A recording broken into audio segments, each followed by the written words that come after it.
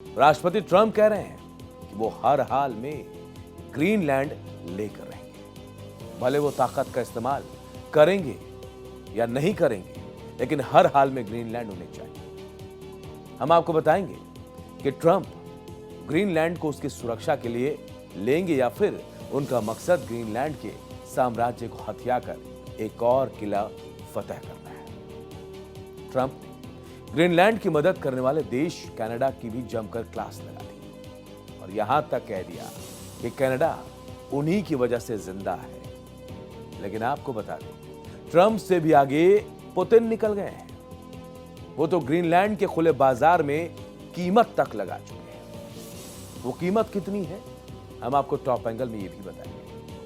हम आपको बताएंगे कि आखिर ग्रीनलैंड का भविष्य क्या होने वाला है। ग्रीनलैंड को लेकर अब रूसी राष्ट्रपति पुतिन ने भी दो दो हाथ करने का ऐलान कर दिया है। एक तरफ राष्ट्रपति डोनाल्ड ट्रंप दावोस में साफ कर चुके हैं कि अमेरिका को हर हाल में ग्रीनलैंड चाहिए।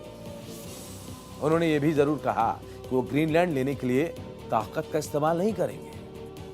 यही नहीं, वो ये भी दावा कर रहे हैं कि चीन और रूस से ग्रीनलैंड की रक्षा करने में वो अकेले ही काफी हैं, यानी वो ही उसकी रक्षा कर सकते हैं।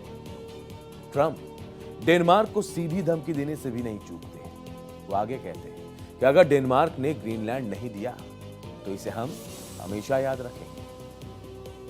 अमेरिकी राष्ट्रपति डोनाल्ड ट्रंप ने दावोस में अपने संबोधन में इस बात पर जोर दिया कि अमेरिका ग्रीनलैंड को हासिल करने के लिए बल का प्रयोग नहीं करेगा।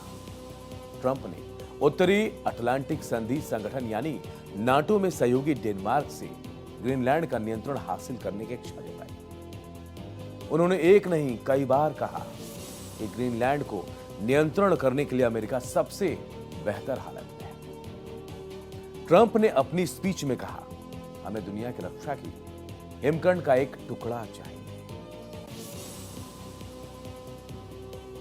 हालांकि ट्रंप यही नहीं रुके। उन्होंने वर्ल्ड इकोनॉमिक फोरम के मंच से कनाडा पर भी सीधा हमला बोला। उन्होंने धमकाया कि कनाडा को हमसे बहुत सारी मुफ्त में चीजें मिलती हैं, उन्हें हमारा आभारी होना चाहिए, लेकिन वो नहीं है। आज कनाडा अमेरिका की वजह से जिंदा है। ट्रंप ने कनाडा के पीएम मार्क कार्नी का नाम लेकर कहा, अगली बार जब आप बयान दे तो याद रखना मार्क, हमने इजराइल के लिए जो किया वो अद्भुत था, लेकिन ये उसके मुकाबले कुछ भी नहीं है जो हमने कनाडा और बाकी दुनिया के लिए प्लान किया है। On Arctic sovereignty, we stand firmly with Greenland and Denmark and fully support their unique right to determine Greenland's future. Our commitment to NATO's Article 5 is unwavering. So we're working with our NATO allies, including the Nordic Baltic Gate, to further secure the alliance's northern and western flanks, including through Canada's unprecedented investments in over-the-horizon radar, in submarines, in aircraft, and boots on the ground, boots on the ice. Canada strongly opposes tariffs over Greenland.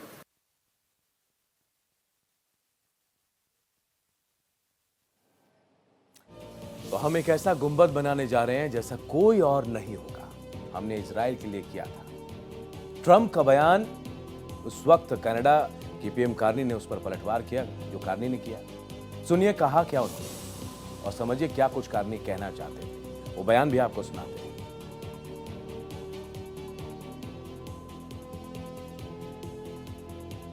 तो PM Carney को लेकर वो बयान हम आपको सुनाएंगे कि Carney ने कैसे अमेरिका को कहा और क्या कहा, बताएंगे आपको। कनाडा के पीएम कार्नी पुतिन ने ग्रीनलैंड की कीमत लगा दी है। यह देखिए कार्नी ने क्या कहा, उसके बाद पुतिन ने क्या कहा, कैसे कीमत लगाई ग्रीनलैंड की, वो भी आपको बता दिया। ग्रीनलैंड पर चल रहे घमासान में रूसी राष्ट्रपति व्लादिमीर पुतिन ने भी यूरोप का जख्म कुरेद कर रख दिया। पुतिन ने तो ग्रीनलैंड की कीमत तक तय कर दी। पुतिन बोले कि ग्रीनलैंड की आज कीमत 200 से $250 मिलियन बैठती है। आपको बता दें कि $250 मिलियन रुपए में लगभग 23 अरब रुपए होते हैं, जो $1 बिलियन से भी कम है।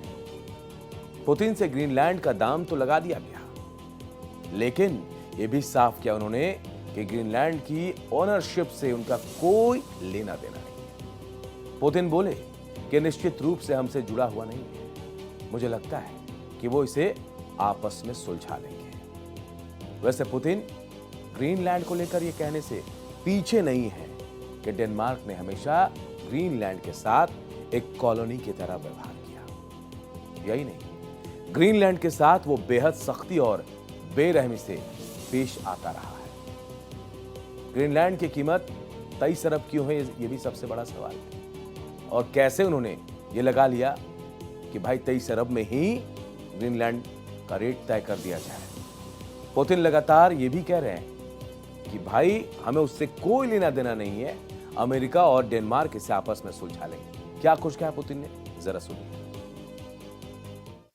Что касается этого. Теперь по поводу Гренландии. Ну, это нас не касается совершенно, того, что с Гренландией происходит. Но Дании и Соединенных Штатов тоже есть свой опыт на этот счет. По-моему, в 1917 году Дания уже продала, а Соединенные Штаты купили Виргинские острова. Так что такой опыт тоже существует. Кстати говоря, Дания всегда относилась к Гренландии как к колонии и довольно... अब सवाल उठता है कि आखिर पुतिन ने ग्रीनलैंड की कीमत 23 अरब रुपए कैसे लगाई। तो आपको बताते हैं कि जिस आइलैंड को कब्जे में लेने को लेकर अमेरिकी राष्ट्रपति ट्रंप किसी भी हद तक जाने को तैयार है, उसकी कीमत महज 23 अरब लगाकर पुतिन ने जतला दिया कि यूरोप को वो किस नजरिए से देखते हैं। आपको बता दें कि पुतिन ने 21 जनवरी 2026 को रूसी सुरक्षा परिषद की बैठक में ग्रीनलैंड पर लंबी बातचीत की थी। तब उन्होंने कहा कि यह मुद्दा रूस से कोई सरोकार ही नहीं रखता और इसे डेनमार्क और अमेरिका को खुद सुलझा लेना चाहिए। पुतिन इतिहास की बातें करते हुए पुरानी बातें भी बताने लगे। पुतिन ने अलास्का डील की याद दिलाई। बोलते बोलते पुतिन 1867 में चले गए और कहा कि 19वीं सदी मतलब 1867 में रूस ने अलास्का को यूनाइटेड स्टेट को बेच दिया था और यूनाइटेड स्टेट्स ने इसे हमसे खरीदा था। पुतिन मानते हैं कि अलास्का का एरिया लगभग 1.717 मिलियन स्क्वायर किलोमीटर था या फिर थोड़ा ज्यादा।